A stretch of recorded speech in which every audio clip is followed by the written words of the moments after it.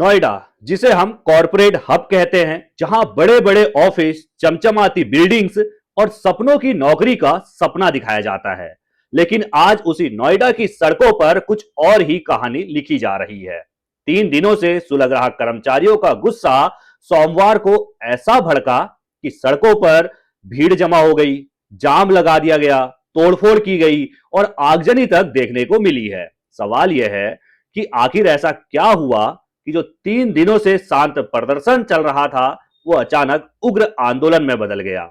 जरा सोचिए, जब कोई कर्मचारी ये कहे कि हमें 9 से 11,000 रुपए मिलते हैं, यानी कि 9,000 से 11,000 रुपए मिलते हैं, और वो भी 10 से 12 घंटे काम करने के बाद दिए जाते हैं, तो क्या ये सिर्फ शिकायत है या सिस्टम की असली तस्वीर बयां कर रही है? ये वो लोग हैं जो सुबह से रात तक मशीनों की तरह काम करते हैं, लेकिन महीने के अंत में उनकी जेब में इतना भी नहीं होता कि वो अपने परिवार की बुनियादी जरूरतें पूरी कर सके। और सबसे चौंकाने वाली बात, अगर कागजों पर देखा जाए तो इनकी सैलरी 25,000 रुपए दिखाई जाती है और मिलता कितना है? 9 से 10,000 रुपए। यानी जो हकीकत है वो कहीं और है और जो दिखाया जा रहा है वो कुछ और है। तो सवाल उठता है, क्या ये सिर्फ लापरवाही है या फिर एक सुनियोजित तरीके से शोषण जो है वो श्रमिक भाई बहनों का किया जा रहा है? कर्मचारियों का कहना है कि ओवरटाइम का पैसा या तो मिलता ही नहीं है या फिर उसमें भी कटौती कर दी जाती है। छुट्टी मांगो तो मुश्किल है, बीमार पड़ो तो कोई मेडिकल सुविधा नहीं दी जाती है, और अगर आवाज उठाओ कि भाई साहब हमारा शोषण हो रहा है तो 200 से 300 रुपए बढ़ाकर चुप कराने की कोशिश होती है। तो सवाल वाजिब है ना, क्या यही है ड्रीम जॉब का सच? महिला कर्मचारियों की बात और भी गंभीर है।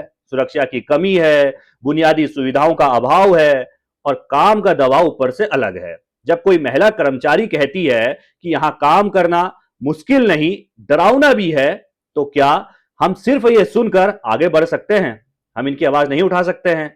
अब प्रशासन की बात करें तो कागजों पर बहुत कुछ हो रहा है, बहुत कुछ बदल रहा है। ओवर टाइम का डबल पे करने की बात जो है वो कागजों पर की जा रही है प्रशासन की तरफ से। हफ्ते में एक छुट्टी दी जाएगी, ये भी प्रशासन कह रहा है। समय पर सैलरी, बोनस की तय तारीख भी जो है प्रशासन कह रहा है। सब कुछ तय कर दिया गया है, लेकिन असली सवाल यही है, क्या ये नियम जमीन पर उतरेंगे? क्योंकि इससे पहले भी हजारों बार ऐसा हो चुका है, ये सिर्फ फाइलों में ही रहकर रह जाता है। कर्मचारियों का गुस्सा इसी बात पर है। उनका कहना है कि वादे पहले भी हुए हैं लेकिन हकीकत कभी नहीं बदली है। यानी भरोसा टूट चुका है कर्मचारियों का, और जब भरोसा टूटता है तो गुस्सा सड़कों पर उतरता है। ये उसी की तस्वीरें हैं। नोएडा से उठी ये आवाज अब फरीदाबाद तक भी पहुंच चुकी है। हजारों कर्मचारी काम छोड़कर सड़कों पर उतरे हुए हैं, चाहे नोएडा हो चाहे फरीदाबाद हो, हर जगह जो है कर्मचारी, श्रमिक भाई बहन सड़कों पर उतरे हुए हैं। उत्पादन रुक रहा है, ट्रैफिक ठप हो रहा है और सिस्टम पर सवाल खड़े हो रहे हैं। तो अब सवाल आपसे, क्या ये सिर्फ मजदूरों का मुद्दा है? ये पूरे सिस्टम की पोल खोल रहा है? क्या हम सिर्फ खबर देखकर आगे बढ़ जाएंगे या इस पर सोचेंगे भी?